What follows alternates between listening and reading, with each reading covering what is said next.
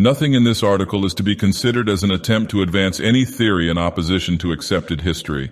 It is simply a fictional background for a series of fiction stories. When I began writing the Conan stories a few years ago, I prepared this history of his age and the peoples of that age in order to lend him and his sagas a greater aspect of realness. And I found that by adhering to the facts and spirit of that history and writing the stories, it was easier to visualize and therefore to present him as a real flesh and blood character rather than a ready-made product. In writing about him and his adventures in the various kingdoms of his age, I have never violated the facts or spirit of the history here set down, but have followed the lines of that history as closely as the writer of actual historical fiction follows the lines of actual history. I have used this history as a guide in all the stories in this series that I have written. Of that epoch known by the Nemedian chroniclers as the pre-cataclysmic age, little is known except the latter part, and that is veiled in the mists of legendary. Known history begins with the waning of the pre-cataclysmic civilization, dominated by the kingdoms of Camellia, Volusia, Verulia, Grondar, Thule, and Comoria. These peoples spoke a similar language, arguing a common origin. There were other kingdoms equally civilized, but inhabited by different and apparently older races. The barbarians of that age were the Picts, who lived on islands far out on the Western Ocean, the Atlanteans, who dwelt on a small continent between the Pictish Islands and the main or Thurian continent, and the Lemurians, who inhabited a chain of large islands in the Eastern Hemisphere. There were vast regions of unexplored land. The civilized kingdoms, though enormous in extent, occupied a comparatively small portion of the whole planet. Volusia was the westernmost kingdom of the Thurian continent, Grondar the easternmost. East of Grondar, whose people were less highly cultured than those of their kindred kingdoms, stretched a wild and barren expanse of deserts. Among the less arid stretches of desert in the jungles and among the mountains lived scattered clans and tribes of primitive savages. Far to the south there was a mysterious civilization, unconnected with the Thurian culture and apparently pre-human in its nature. On the far eastern shores of the continent there lived another race, human but mysterious and non-Thurian, with which the Lemurians from time to time came in contact. They apparently came from a shadowy and nameless continent lying somewhere east of the Lemurian islands. The Thurian civilization was crumbling. Their armies were composed largely of barbarian mercenaries. Picts, Atlanteans, and Lemurians were their generals, their statesmen, often their kings. Of the bickerings of the kingdoms and the wars between Volusia and Comoria, as well as the conquests by which the Atlanteans founded a kingdom on the mainland, there were more legends than accurate history. Then the cataclysm rocked the world. Atlantis and Lemuria sank, and the Pictish islands were heaved up to form the mountain peaks of a new continent. Sections of the Thurian continent vanished under the waves, or sinking, formed great inland lakes and seas. Volcanoes broke forth, and terrific earthquakes shook down the shining cities of the empires. Whole nations were blotted out. The barbarians fared a little better than the civilized races. The inhabitants of the Pictish islands were destroyed, but a great colony of them, settled among the mountains of Volusia's southern frontier to serve as a buffer against foreign invasion, was untouched. The continental kingdom of the Atlanteans likewise escaped the common ruin, and to it came thousands of their tribesmen in ships from the sinking land. Many Lemurians escaped to the eastern coast of the Thurian continent, which was comparatively untouched. There they were enslaved by the ancient race which already dwelt there, and their history, for thousands of years, is a history of brutal servitude. In the western part of the continent, changing conditions created strange forms of plant and animal life. Thick jungles covered the plains. Great rivers cut their roads to the sea. Wild mountains were heaved up, and lakes covered the ruins of old cities in fertile valleys. To the continental kingdom of the Atlanteans from sunken areas swarmed myriads of beasts and savages, ape-men and apes. Forced to battle continually for their lives, they yet managed to retain vestiges of their former state of highly advanced barbarism. Robbed of metals and ores, they became workers in stone like their distant ancestors, and had attained a real artistic level when their struggling culture came into contact with the powerful Pictish nation. The Picts had also reverted to flint, but had advanced more rapidly in the matter of population and war science. They had none of the Atlanteans' artistic nature. They were a ruder, more practical, more prolific race. They left no pictures painted or carved on ivory, as did their enemies, but they left remarkably efficient flint weapons in plenty.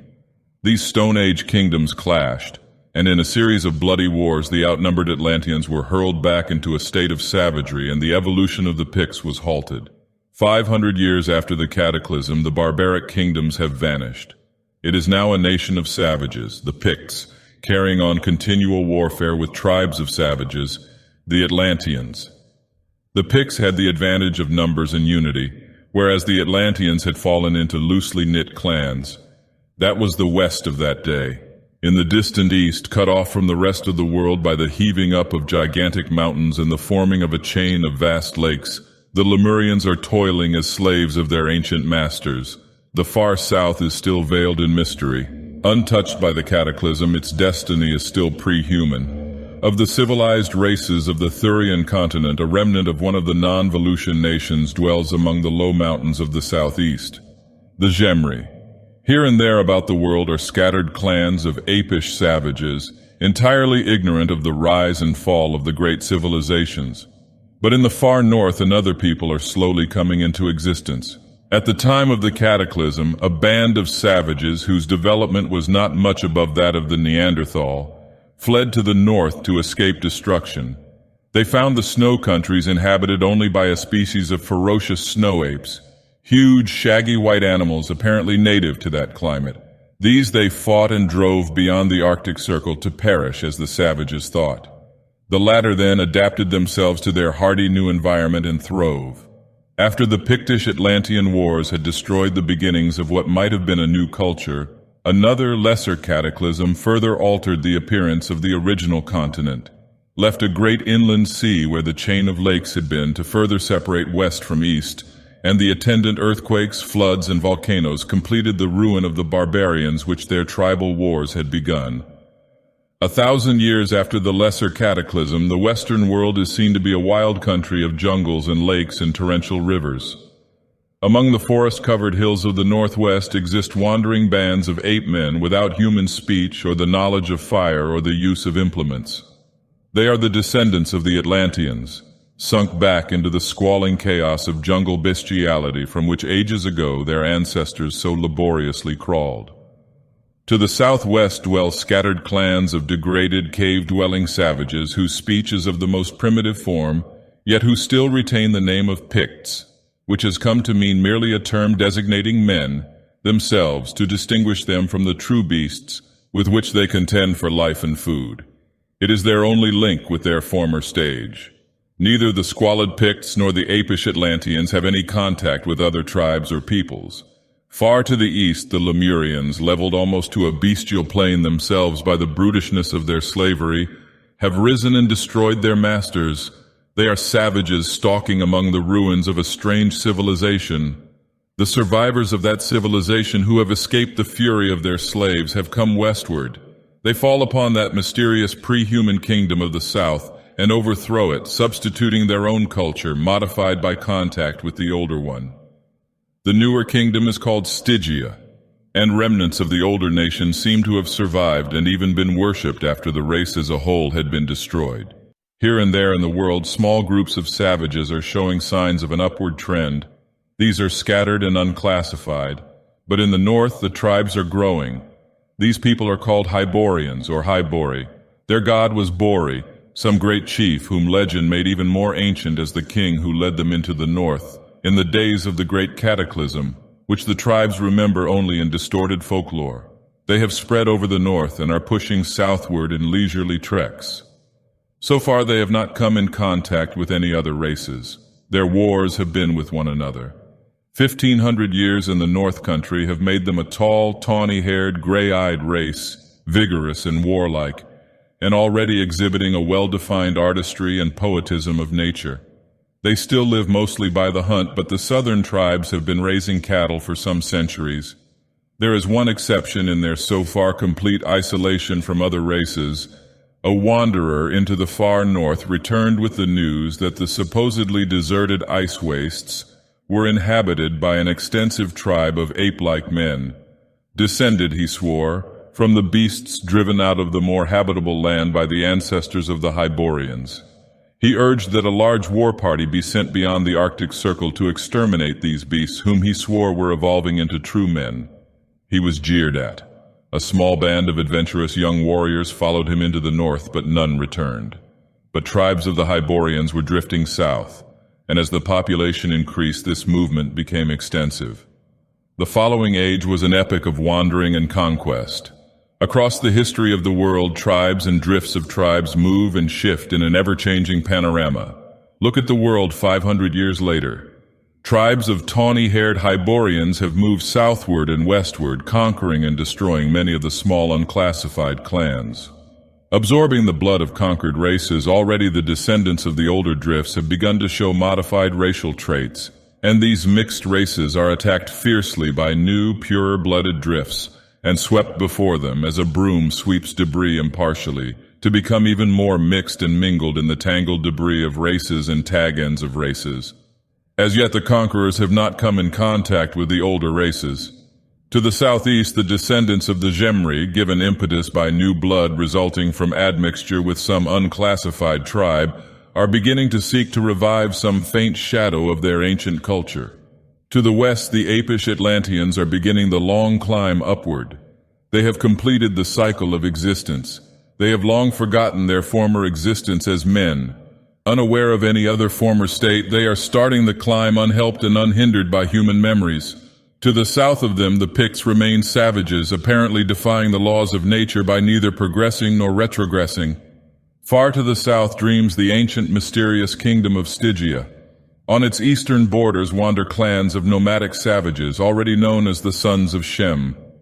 Next to the Picts, in the broad valley of Zing, protected by great mountains, a nameless band of primitives, tentatively classified as akin to the Shemites, has evolved an advanced agricultural system and existence. Another factor has added to the impetus of Hyborian drift. A tribe of that race has discovered the use of stone in building, and the first Hyborian kingdom has come into being. The rude and barbaric kingdom of Hyperborea, which had its beginning in a crude fortress of boulders heaped to repel tribal attack. The people of this tribe soon abandoned their horsehide tents for stone houses, crudely but mightily built, and thus protected, they grew strong.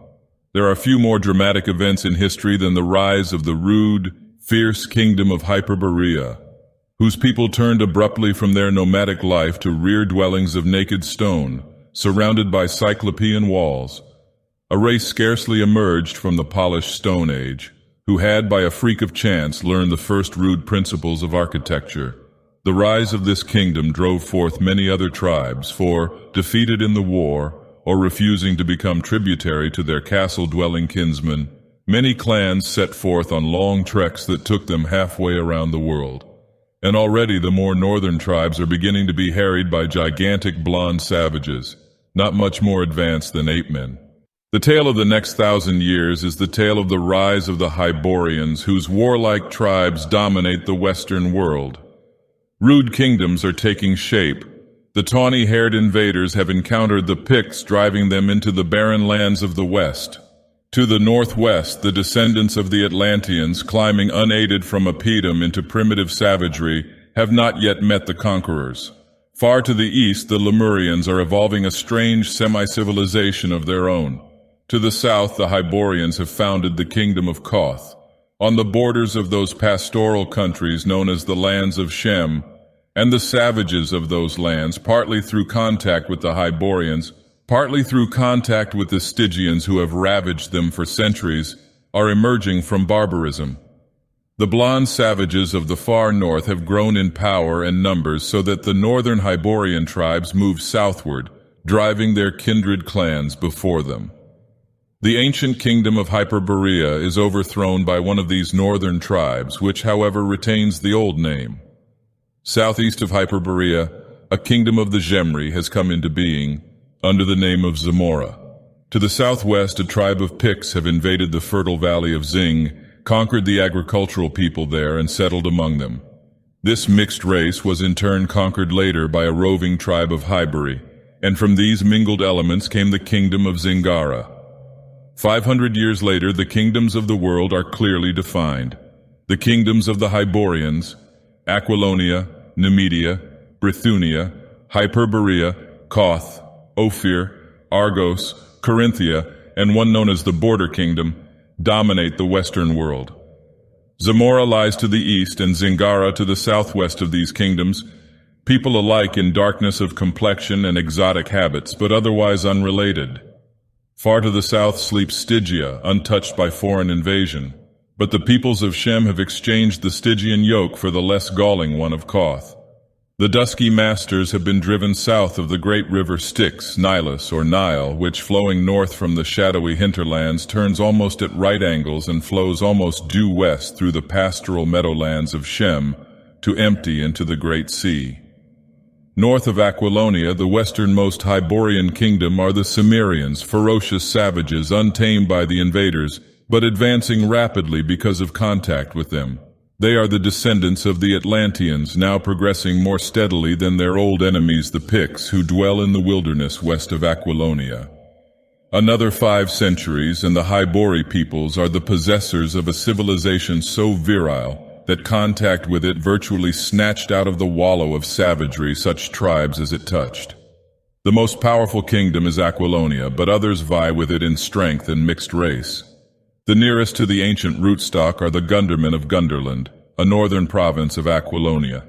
But this mixing has not weakened the race. They are supreme in the Western world, though the barbarians of the wastelands are growing in strength. In the north, golden-haired, blue-eyed barbarians, descendants of the blonde Arctic savages, have driven the remaining Hyborian tribes out of the snow countries, except the ancient kingdom of Hyperborea, which resists their onslaught. Their country is called Nordheim, and they are divided into the red-haired Vanir of Vanaheim and the yellow-haired Aesir of Asgard. Now the Lemurians enter history again as Hyrcanians. Through the centuries they have pushed steadily westward, and now a tribe skirts the southern end of the great inland sea, Vilayet, and establishes the kingdom of Turan on the southwestern shore.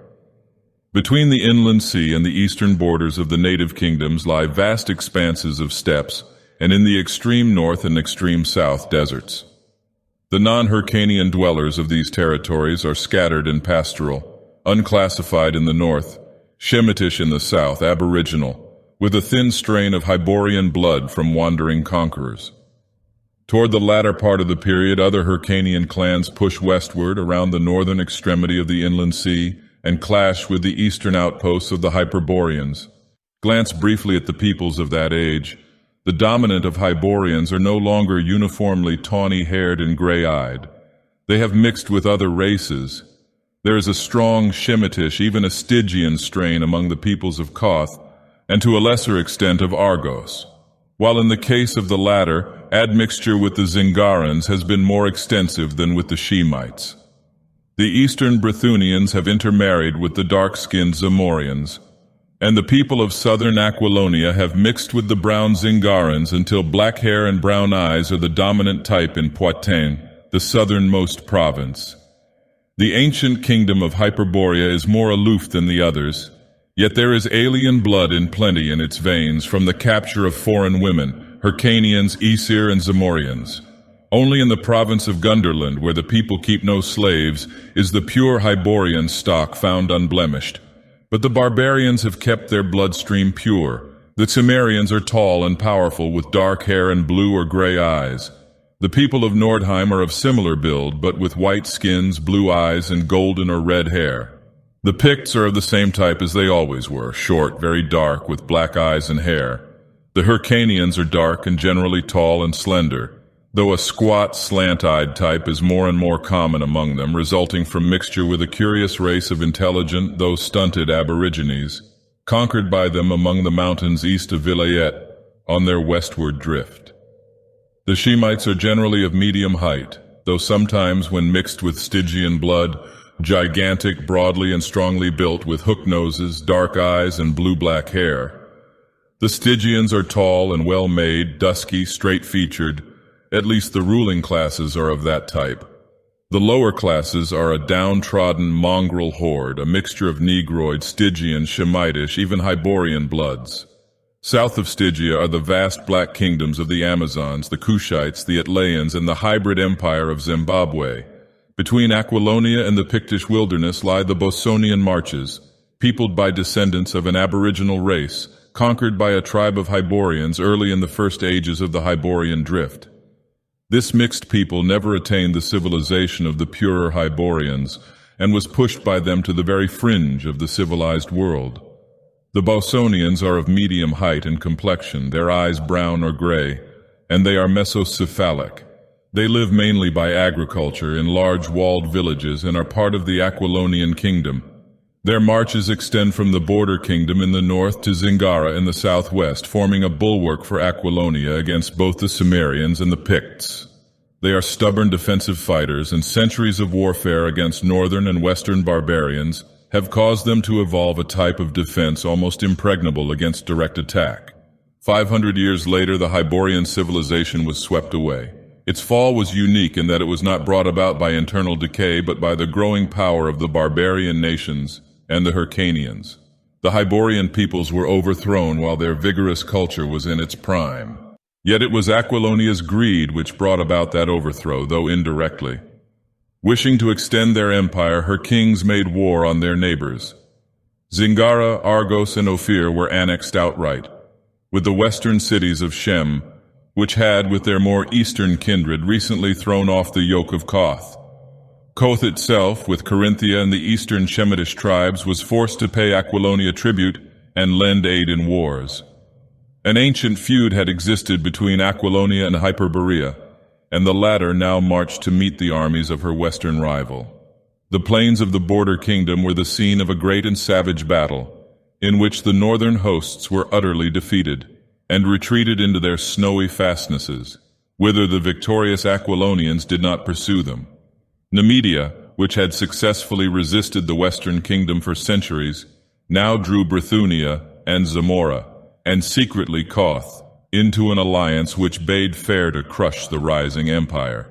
But before their armies could join battle, a new enemy appeared in the east, as the Hyrcanians made their first real thrust at the western world. Reinforced by adventurers from east of Vilayet, the riders of Turan swept over Zamora, devastated eastern Carinthia, and were met on the plains of Brithunia by the Aquilonians, who defeated them and hurled them flying eastward.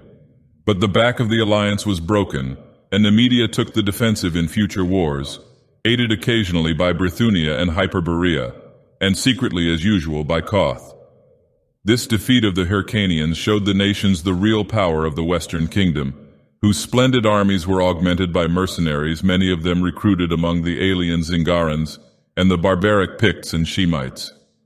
Zamora was reconquered from the Hyrcanians, but the people discovered that they had merely exchanged an eastern master for a western master. Aquilonian soldiers were quartered there not only to protect the ravaged country, but also to keep the people in subjection. The Hyrcanians were not convinced. 3 more invasions burst upon the Zamorian borders and the lands of Shem, and were hurled back by the Aquilonians, though the Turanian armies grew larger as hordes of steel-clad riders rode out of the east, skirting the southern extremity of the inland sea. But it was in the west that a power was growing destined to throw down the kings of Aquilonia from their high places. In the north there was incessant bickering along the Cimmerian borders between the black-haired warriors and the Nordheimir, and the Asir, between wars with the Vanir, assailed Hyperborea and pushed back the frontier, destroying city after city. The Cimmerians also fought the Picts and Bosonians impartially and several times raided into Aquilonia itself, but their wars were less invasions than mere plundering forays. But the Picts were growing amazingly in population and power. By a strange twist of fate, it was largely due to the efforts of one man, and he an alien, that they set their feet upon the ways that led to eventual empire. This man was Aras, a Numidian priest, a natural-born reformer. What turned his mind toward the Picts is not certain, but this much is history. He determined to go into the western wilderness and modify the rude ways of the heathen by the introduction of the gentle worship of Mitra. He was not daunted by the grisly tales of what had happened to traders and explorers before him, and by some whim of fate he came among the people he sought, alone and unarmed, and was not instantly speared. The Picts had benefited by contact with Hyborian civilization, but they had always fiercely resisted that contact.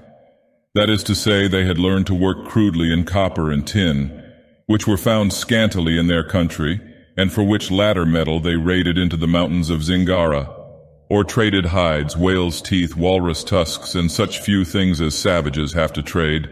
They no longer lived in caves and tree shelters, but built tents of hides and crude huts copied from those of the Bosonians. They still lived mainly by the chase, since their wilds swarmed with game of all sorts, and the rivers and sea with fish. But they had learned how to plant grain, which they did sketchily, preferring to steal it from their neighbors, the Bosonians and Zingarans. They dwelt in clans which were generally at feud with each other, and their simple customs were bloodthirsty and utterly inexplicable to a civilized man such as Aris of Nemedia. They had no direct contact with the Hyborians, since the Bosonians acted as a buffer between them. But Aris maintained that they were capable of progress, and events proved the truth of his assertion, though scarcely in the way he meant. Aris was fortunate in being thrown in with a chief of more than usual intelligence, Gorm by name. Gorm cannot be explained any more than Genghis Khan, Othman, Attila, or any of those individuals who, born in naked lands among untutored barbarians, yet possess the instinct for conquest and empire building. In a sort of bastard Bosonian, the priest made the chief understand his purpose, and though extremely puzzled, Gorm gave him permission to remain among his tribe unbutchered, a case unique in the history of the race. Having learned the language, Aris set himself to work to eliminate the more unpleasant phases of Pictish life, such as human sacrifice, blood feud, and the burning alive of captives. He harangued Gorm at length, whom he found to be an interested if unresponsive listener. Imagination reconstructs the scene. The black-haired chief, in his tiger skins and necklace of human teeth, squatting on the dirt floor of the wattle hut, listening intently to the eloquence of the priest, who probably sat on a carven, skin-covered block of mahogany provided in his honor, clad in the silken robes of a Nemedian priest, gesturing with his slender white hands as he expounded the eternal rights and justices which were the truths of Mitra. Doubtless he pointed with repugnance at the rows of skulls which adorned the walls of the hut, and urged Gorm to forgive his enemies instead of putting their bleached remnants to such use. Aris was the highest product of an innately artistic race, refined by centuries of civilization. Gorm had behind him a heritage of 100,000 years of screaming savagery. The pad of the tiger was in his stealthy step, the grip of the gorilla in his black-nailed hands, the fire that burns in a leopard's eyes burned in his. Aris was a practical man. He appealed to the savage's sense of material gain. He pointed out the power and splendor of the Hyborian kingdoms as an example of the power of Mitra, whose teachings and works had lifted them up to their high places. And he spoke of cities and fertile plains, marble walls and iron chariots, jeweled towers and horsemen in their glittering armor riding to battle. And Gorm, with the unerring instinct of the barbarian, passed over his words regarding gods and their teachings and fixed on the material powers thus vividly described. There in that mud-floored wattle hut, with the silk-robed priest on the mahogany block, and the dark-skinned chief crouching in his tiger hides, was laid the foundations of empire. As has been said, Aris was a practical man. He dwelt among the Picts and found much that an intelligent man could do to aid humanity, even when that humanity was cloaked in tiger skins and wore necklaces of human teeth. Like all priests of Mitra, he was instructed in many things. He found that there were vast deposits of iron ore in the Pictish hills, and he taught the natives to mine, smelt and work it into implements, agricultural implements, as he fondly believed. He instituted other reforms, but these were the most important things he did. He instilled in Gorm a desire to see the civilized lands of the world. He taught the Picts how to work in iron, and he established contact between them and the civilized world. At the chief's request, he conducted him and some of his warriors through the Bosonian marches, where the honest villagers stared in amazement into the glittering outer world. Aris no doubt thought that he was making converts right and left because the Picts listened to him and refrained from smiting him with their copper axes. But the Pict was little calculated to seriously regard teachings which bade him forgive his enemy and abandon the war path for the ways of honest drudgery. It has been said that he lacked artistic sense. His whole nature led to war and slaughter. When the priest talked of the glories of the civilized nations, his dark-skinned listeners were intent, not on the ideals of his religion, but on the loot which he unconsciously described in the narration of rich cities and shining lands. When he told how Mitra aided certain kings to overcome their enemies, they paid scant heed to the miracles of Mitra, but they hung on the description of battle lines, mounted knights, and maneuvers of archers and spearmen. They hearkened with keen dark eyes and inscrutable countenances, and they went their ways without comment, and heeded with flattering intentness his instructions as to the working of iron and kindred arts. Before his coming they had filched steel weapons and armor from the Bosonians and Zingarans, or had hammered out their own crude arms from copper and bronze. Now a new world opened to them, and the clang of sledges re-echoed throughout the land. And Gorm, by virtue of this new craft, began to assert his dominance over other clans, partly by war, partly by craft and diplomacy, in which latter art he excelled all other barbarians. Picts now came and went freely into Aquilonia under safe conduct, and they returned with more information as to armor forging and sword-making. More, they entered Aquilonia's mercenary armies to the unspeakable disgust of the sturdy Bosonians. Aquilonia's kings toyed with the idea of playing the Picts against the Cimmerians and possibly thus destroying both menaces, but they were too busy with their policies of aggression in the south and east to pay much heed to the vaguely known lands of the west, from which more and more stocky warriors swarmed to take service among the mercenaries. These warriors, their service completed, went back to their wilderness with good ideas of civilized warfare, and that contempt for civilization which arises from familiarity with it. Drums began to beat in the hills, gathering fires smoked on the heights, and savage sword-makers hammered their steel on 1,000 anvils. By intrigues and forays, too numerous and devious to enumerate, Gorm became chief of chiefs, the nearest approach to a king the Picts had had in thousands of years. He had waited long, he was past middle age, but now he moved against the frontiers, not in trade but in war. Ara saw his mistake too late. He had not touched the soul of the pagan, in which lurked the hard fierceness of all the ages. His persuasive eloquence had not caused a ripple in the Pictish conscience. Gorm wore a corselet of silvered mail now, instead of the tiger skin, but underneath he was unchanged. The everlasting barbarian, unmoved by theology or philosophy, his instincts fixed unerringly on rapine and plunder. The Picts burst on the Bosonian frontiers with fire and sword, not clad in tiger skins and brandishing copper axes as of yore, but in scale mail, wielding weapons of keen steel. As for Aras, he was brained by a drunken Pict, while making a last effort to undo the work he had unwittingly done. Gorm was not without gratitude. He caused the skull of the slayer to be set on the top of the priest's cairn, and it is one of the grim ironies of the universe that the stones which covered Aras's body should have been adorned with that last touch of barbarity, above a man to whom violence and blood vengeance were revolting. But the newer weapons and mail were not enough to break the lines. For years the superior armaments and sturdy courage of the Bosonians held the invaders at bay, aided when necessary by imperial Aquilonian troops. During this time the Hyrcanians came and went, and Zamora was added to the empire.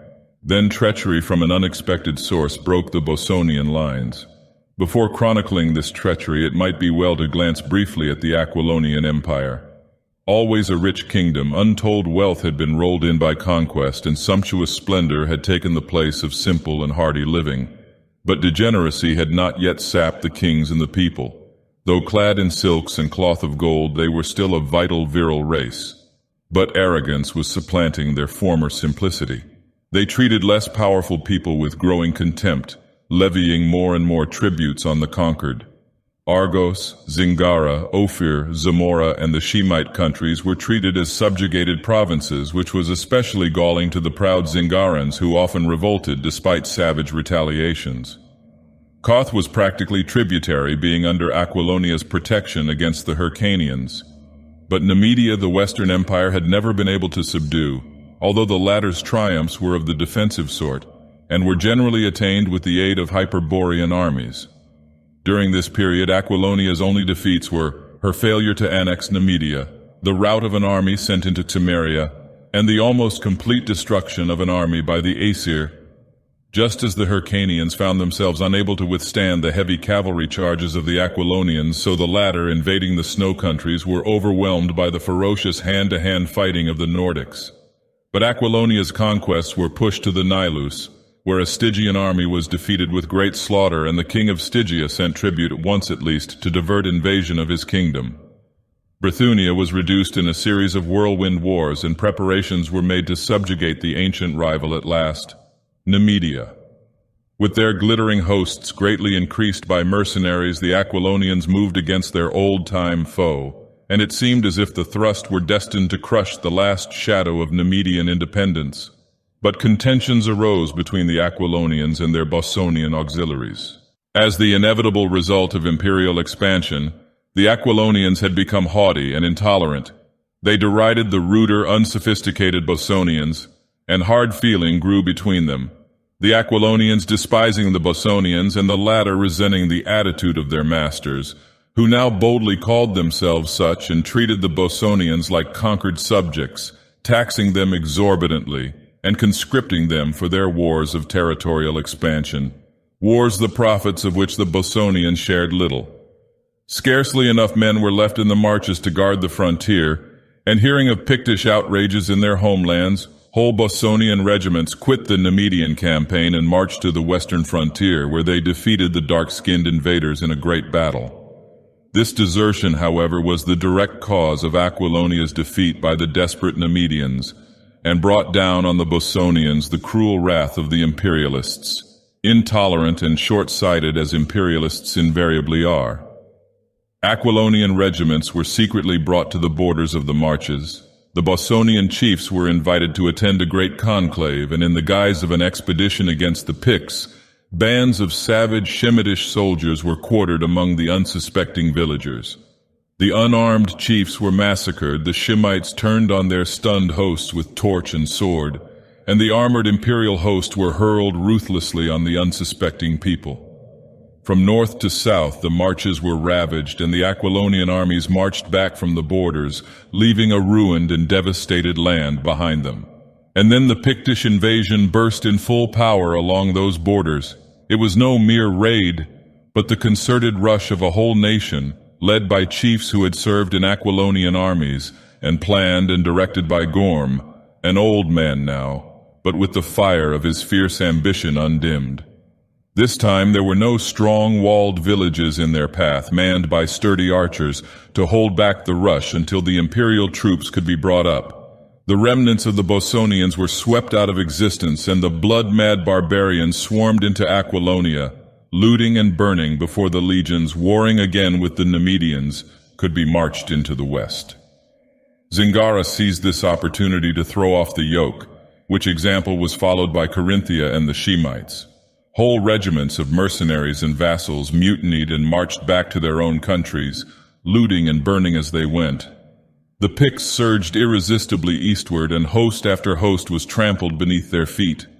Without their Bossonian archers, the Aquilonians found themselves unable to cope with the terrible arrow fire of the barbarians. From all parts of the empire, legions were recalled to resist the onrush, while from the wilderness horde after horde swarmed forth in apparently inexhaustible supply. And in the midst of this chaos, the Cimmerians swept down from their hills, completing the ruin. They looted cities, devastated the country, and retired into the hills with their plunder. But the Picts occupied the land they had overrun, and the Aquilonian Empire went down in fire and blood. Then again the Hyrcanians rode from the blue east. The withdrawal of the imperial legions from Zamora was their incitement. Zamora fell easy prey to their thrusts, and the Hyrcanian king established his capital in the largest city of the country. This invasion was from the ancient Hyrcanian kingdom of Turan, on the shores of the inland sea. But another, more savage Hyrcanian thrust came from the north. Hosts of steel-clad riders galloped around the northern extremity of the inland sea, traversed the icy deserts, entered the steppes, driving the aborigines before them, and launched themselves against the western kingdoms. These newcomers were not at first allies with the Turanians, but skirmished with them as with the Hyborians. New drifts of eastern warriors bickered and fought, until all were united under a great chief, who came riding from the very shores of the Eastern Ocean. With no Aquilonian armies to oppose them, they were invincible. They swept over and subjugated Brithunia, and devastated southern Hyperborea and Carinthia. They swept into the Cimmerian hills, driving the black-haired barbarians before them, but among the hills, where cavalry was less effectual, the Cimmerians turned on them, and only a disorderly retreat at the end of a whole day of bloody fighting saved the Hyrcanian hosts from complete annihilation. While these events had been transpiring, the kingdoms of Shem had conquered their ancient master Koth, and had been defeated in an attempted invasion of Stygia.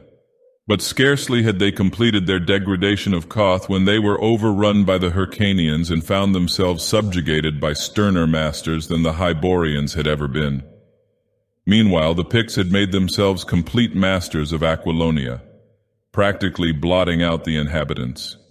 They had broken over the borders of Zingara, and thousands of Zingarans, fleeing the slaughter into Argos, threw themselves on the mercy of the westward sweeping Hyrcanians, who settled them in Zamora as subjects.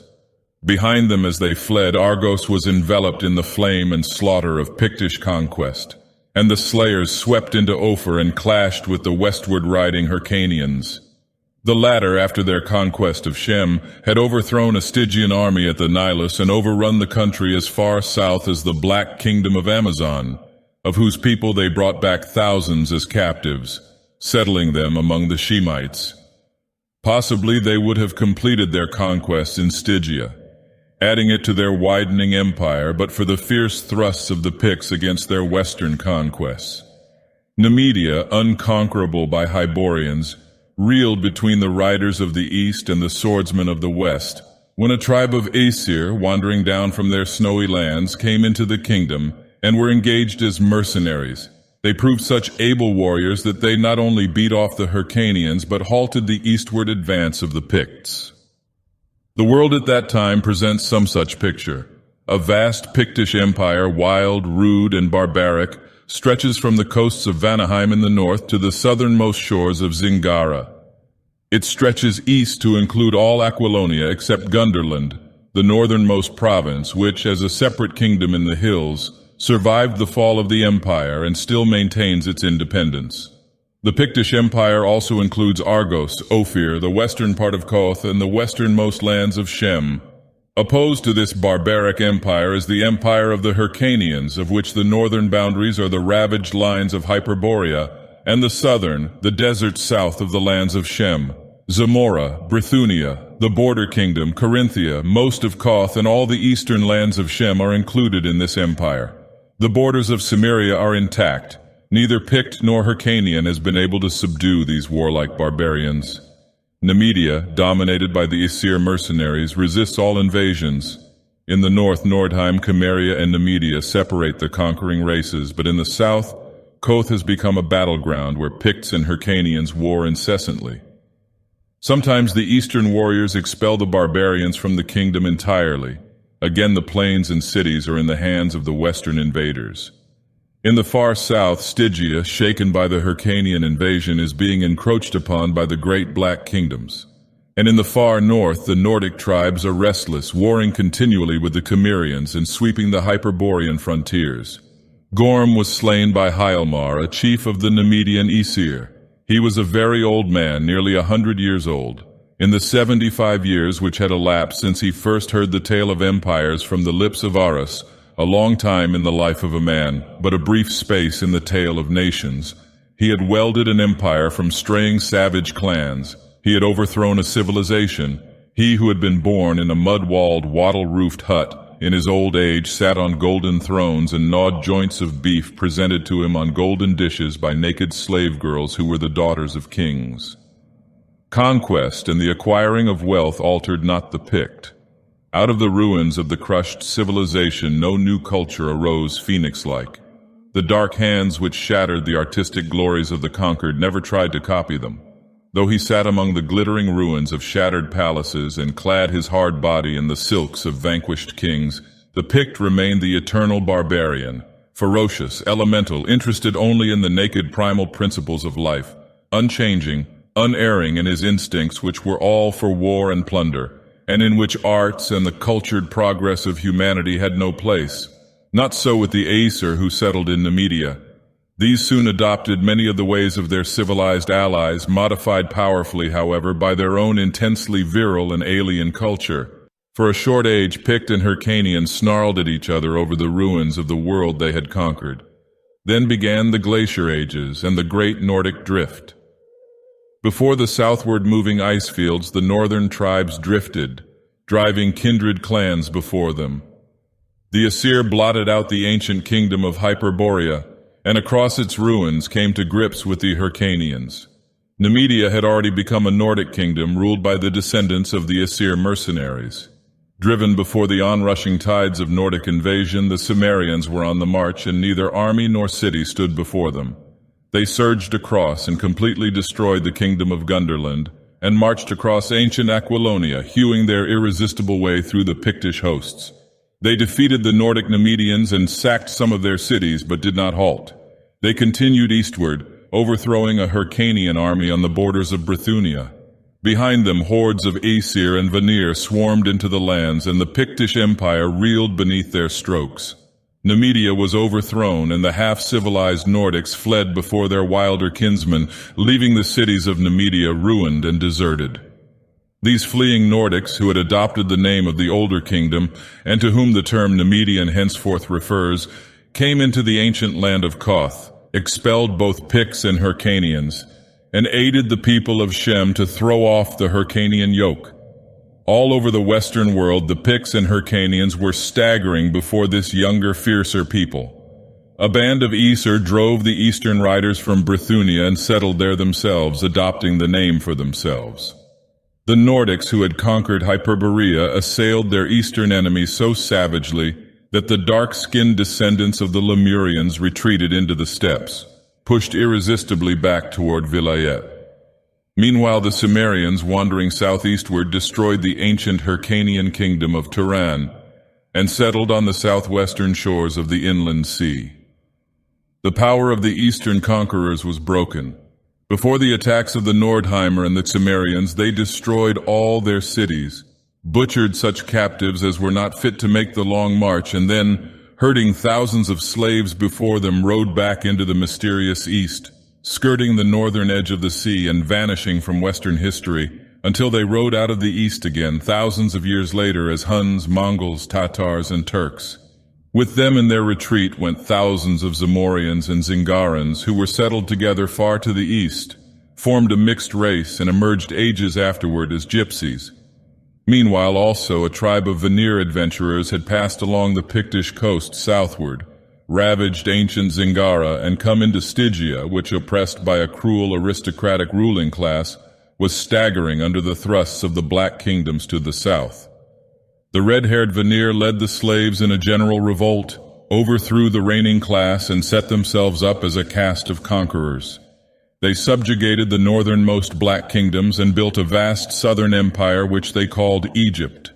From these red-haired conquerors, the earlier pharaohs boasted descent. The Western world was now dominated by Nordic barbarians. The Picts still held Aquilonia and part of Zingara and the western coast of the continent. But east to Vilayet, and from the Arctic Circle to the lands of Shem, the only inhabitants were roving tribes of Nordheimer, excepting the Cimmerians, settled in the old Turanian kingdom. There were no cities anywhere except in Stygia and the lands of Shem. The invading tides of Picts, Hyrcanians, Cimmerians, and Nordics had leveled them in ruins, and the once dominant Hyborians had vanished from the earth, leaving scarcely a trace of their blood in the veins of their conquerors. Only a few names of lands, tribes, and cities remained in the languages of the barbarians to come down through the centuries, connected with distorted legend and fable, until the whole history of the Hyborian age was lost sight of in a cloud of myths and fantasies. Thus, in the speech of the gypsies lingered the terms Zingara and Zamora. The Aesir, who dominated Nemedia, were called Nemedians and later figured in Irish history, and the Nordics who settled in Brithunia were known as Brythunians, Brythons, or Britons. There was no such thing at that time as a consolidated Nordic empire. As always, the tribes had each its own chief or king, and they fought savagely among themselves. What their destiny might have been will not be known because another terrific convulsion of the earth, carving out the lands as they are known to moderns, hurled all into chaos again. Great strips of the western coast sank. Vanaheim and western Asgard, uninhabited and glacier-haunted wastes for 100 years, vanished beneath the waves. The ocean flowed around the mountains of western Cimmeria to form the North Sea. These mountains became the islands later known as England, Scotland, and Ireland, and the waves rolled over what had been the Pictish wilderness and the Bossonian marches. In the north, the Baltic Sea was formed, cutting Asgard into the peninsulas later known as Norway, Sweden, and Denmark, and far to the south, the Stygian continent was broken away from the rest of the world on the line of cleavage formed by the river Nilus in its westward trend. Over Argos, western Koth, and the western lands of Shem washed the blue ocean men later called the Mediterranean. But where land sank elsewhere, a vast expanse west of Stygia rose out of the waves, forming the whole western half of the continent of Africa.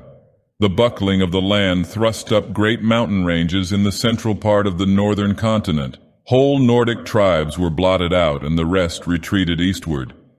The territory about the slowly drying inland sea was not affected, and there, on the western shores, the Nordic tribes began a pastoral existence, living in more or less peace with the Cimmerians and gradually mixing with them. In the west, the remnants of the Picts, reduced by the cataclysm once more to the status of Stone Age savages, began, with the incredible virility of their race, once more to possess the land, until at a later age they were overthrown by the westward drift of the Cimmerians and Nordics.